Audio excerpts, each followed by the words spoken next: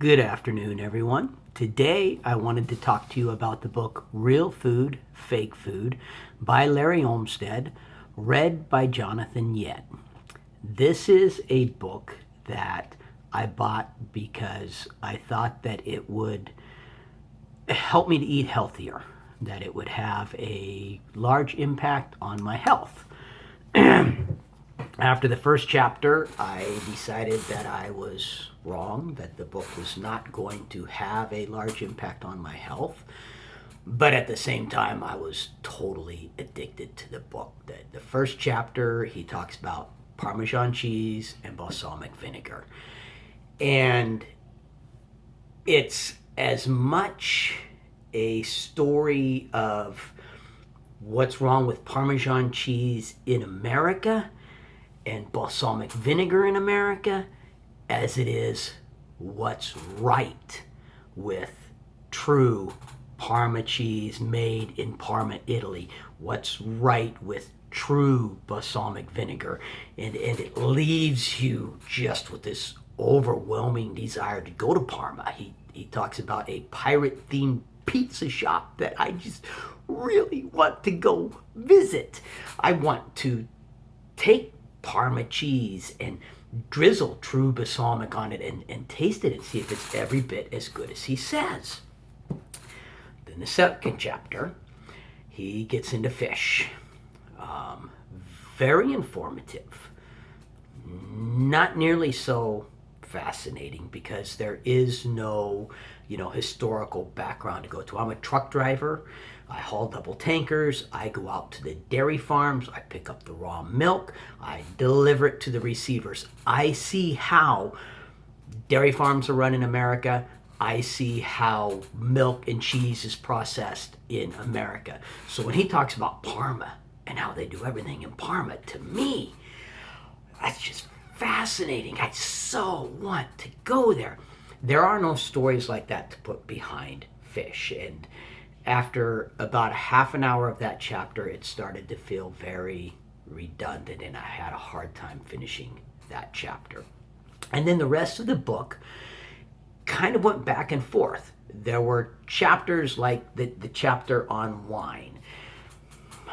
I'm not a wine drinker. I mean, I like wine. I have the occasional glass of wine, a couple of glasses of wine a year, but I'm not a wine guy. So just got through it, right? The chapter on olive oil was fascinating. I mean, here's this food that we're taught is healthy. It's a vital part of eating healthy and heart health and everything else. And then come to find out that what I'm getting in America is either not really the olive oil that is healthy and good for me. It's either not olive oil, or if it is, it's rancid, spoiled, nasty stuff. And it makes me really glad that prior to this book, I had switched to coconut oil. The chapter on champagne, due to my time in the Marine Corps and the time that I spent in the Mediterranean while I was in the Marine Corps, I already knew about champagne. I knew that what we get in America is not considered champagne in the rest of the world. In the rest of the world, champagne comes from Champagne, Italy. Anything else is sparkling wine. I already knew that, so while that was not news to me, I didn't know anything about Champagne, Italy. I so want to go to Champagne, Italy. I mean, I honestly pictured champagne from Champagne, Italy as, being like Gallo wine from America, a major, Champagne, Italy has one major producer of champagne, Mums or whatever. No, Champagne, Italy is full of all these little mom and pop organizations where, the front of the house is their tasting, and it's fascinating. It makes me want to go there. A lot of negativity towards the American food industry, a lot of bashing of the FDA, and I honestly fully agree with all of it. I think it's all fully well deserved. I I was right in the beginning. This book did have a major impact on my health goals. I was wrong after that first chapter. After that first chapter, I thought, oh, this might be an interesting, really thrilling book, but I'm not going to learn anything that's going to help me live a healthier life. Wrong. I learned so much. My wife and kids have gotten sick and tired of hearing me come home and guess what I learned today? Guess what I learned about this?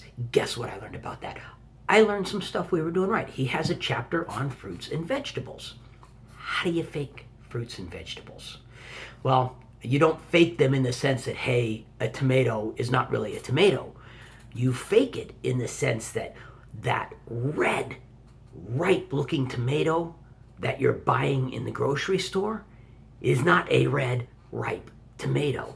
It is a green tomato that has been gassed to turn red, which is why it's tasteless and hard and nasty. And I've noticed, I mean, when I was a kid, tomatoes tasted so good. And anymore, tomatoes, they kind of, bleh.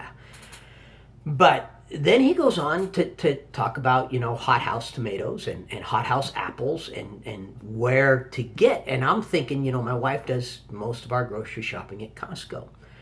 And I'm thinking, well, I'm going to have to somehow convince my wife not to buy her fresh fruits and vegetables from Costco because obviously their labeling is false. They're lying to us and we're not getting what we want.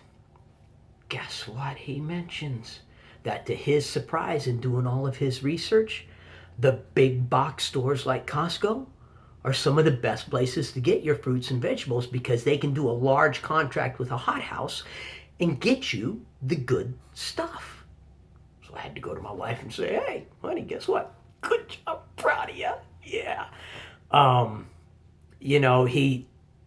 I've always, cheese to me, cheddar cheese, Swiss cheese, mozzarella, Parmesan, he's got a chapter on cheese, and while it's not so much fascinating for the places that he goes, it's fascinating because I had no clue there were so many different kinds of well-made. This was a chapter that made me feel, proud of the American niche cheese market. And there's several of these cheeses that I'm going to have to go buy and I'm going to have to try because they sounded really, really good. I really, really want to try them. The beef. How many of you out there are spending extra money to buy grass-fed beef? Well, did you know, according to Mr. Olmsted, and based on the research that he does, based on the names that he calls out, if I'm listening to an author and he's saying this is wrong with America, but he's not willing to call out anyone by name, then that tends to lead me to believe that he doesn't really have a lot to back up his facts. But Mr. Olmsted doesn't do that. He calls Kraft out. He calls Quaker out. He calls some major food producers in America out by name, naming specific products, naming how they are lying to us, and why it's legal for them to lie to us in that sense. That leads me to believe that he's got enough proof and enough evidence that he's not worried about Kraft coming and suing him for slander. He actually knows what he's talking about. So when he tells me that in order for beef to be called grass-fed beef, which to me, spend the extra premium on grass-fed beef because that's the healthy beef. When he tells me that in order to be considered grass-fed beef, all it has to do is be fed grass at some point in time in its life. All cattle are fed grass at some point in time in its life. When they wean cows off of their mommies, they feed them grass. They use grass to wean them off. They have to. That baby's digestive tract can't handle all of the other stuff they give it. It would be like trying to take one of our babies, a human baby, and weaning it off of his mommy's meat by giving him steak and potatoes. You can't do that. You've got to progress through mommy's milk, baby's food, up into adult food. They do the same thing with cows. I work with dairy farms. I know this for an absolute fact. So when the law states that in order for something to be called grass-fed beef, all that cow has to have done is at some point in time been fed grass.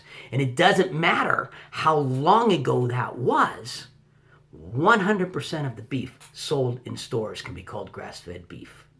So why am I paying an extra premium for what might not, probably isn't the product I think I'm getting? Probably isn't as healthy and as good for me as it is. Now, lest you end up feeling depressed, he does at the end of each chapter give you some recipes that, oh man, his recipes. I want to make his pizza, dude. I want to go to his house. I want Mr. Olmsted to contact me and say, hey, come on over. I'm going to, show you how to make real food, because this guy sounds like he really knows what he's talking about. But he does also give you ideas on how to make sure that you avoid the tricks and the traps that are out there. How to get the real thing. Cannot recommend this book anymore. If you like learning about foreign places, there are parts of this book you will love. If you are interested in healthier eating, there are the entire book. I mean, what I didn't know, that they can take and put on their label 100% beef hot dogs, and that doesn't mean the hot dog is made up of 100% beef. That means that the beef that is in the hot dog is 100% hot dog. It can also have pork, it can have chicken, it can have cow manure, and they can call it 100% beef because the beef that's in it is 100% beef. And I went and I looked at several products on our shelves when he was done, and I'd look at the front, and it would say 100% maple syrup. Actually, that's bad. Our maple syrup was 100% maple syrup because I went and read the ingredients. But my apple cider vinegar, America's on this whole health craze about apple cider vinegar, right? I buy organic, with the heart, unfiltered apple cider vinegar.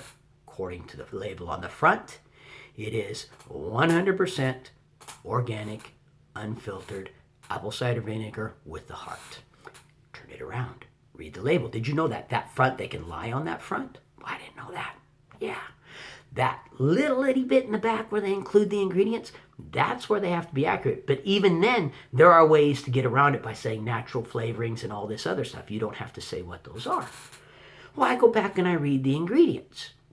The ingredients are 100% apple cider, but then underneath that it says, may contain fish, wheat, soy.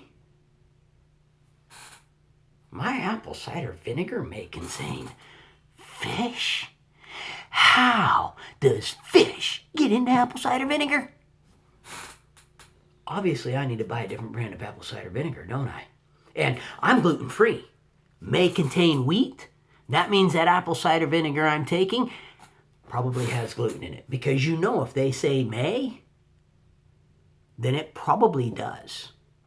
If they say is processed in a facility that also processes, that's a warning that there may accidentally be some cross-contamination. But I'm willing to bet you that if I took that bottle in and I got it tested, it would have fish, it would have wheat, and it would have soy in it. So anyhow, great book. Jonathan Yen does the narration, and he does a great job. He's got a wonderful voice, easy to listen to. Sounds like he actually cares about the stuff that he's talking about.